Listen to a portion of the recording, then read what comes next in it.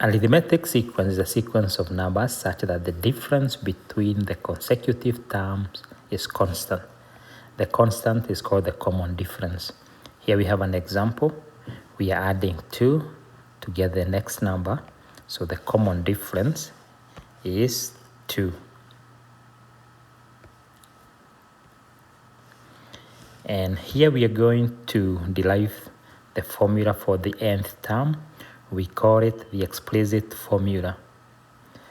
And here we're going, if you're given the first term, and that is a subscript 1, when n is 1, so you get the first term. When n is 2, the second term, it's going to be the first term plus the common difference. The third term, or n is equals to 3, is going to be the first term plus the first common difference, or the previous term plus the common difference, which is going to be 2d. And to get the next one, it's going to be the first term plus 3d. So if you keep going to get the nth term, it's going to be a1 plus, if you check the sequence here, to get this number here, the coefficient of d, you're taking n minus 1. See, this is n minus 1. So this is going to be n minus 1. We multiply by d. So that's the formula for the nth term. So the nth term is given by the first term plus n minus 1 times d. So here we are going to find the explicit formula for this particular sequence. Remember, the general formula is the nth term is given by the first term plus n minus 1 times d. So we are going to get a formula which is specific for this sequence. And we know the first term. So the first term is 5. We also know the difference is you are adding 4. You get it by subtracting any two consecutive numbers.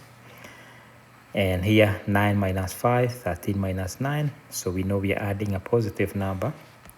So then I can use a formula to get the nth term. I'm going to take the first term plus n minus 1 times d, which is equal to 4. So this is equal to 5 plus 4n minus 4. So this is going to be 4n plus 1. So that's going to be the explicit formula for this sequence. And now we are told to get the 10th term.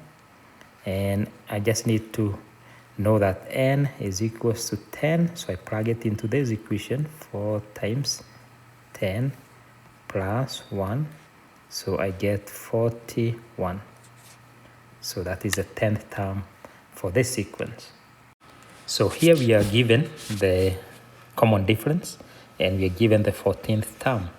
So I'm going to use this information to find the first term. So I'm given the 14th term is 46. So that means n is equals to 14.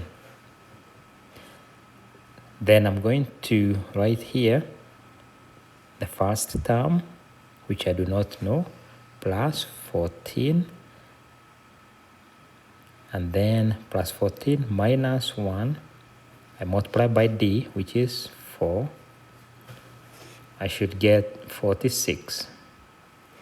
And this is the same as first term plus 13 times 4 is going to be 52 is equals to 46. So that means the first term is negative 6. So now I plug this into the formula. So the nth term is going to be given by -6 plus n minus 1 times d, which is, and d is given as 4.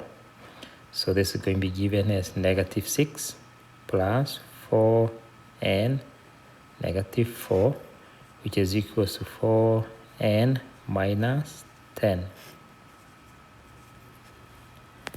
So now I can be able to, since I have the general formula now, I can be able to get the 10th term. So the 10th term is going to be given by 4 times 10 minus 10, which is going to be 50.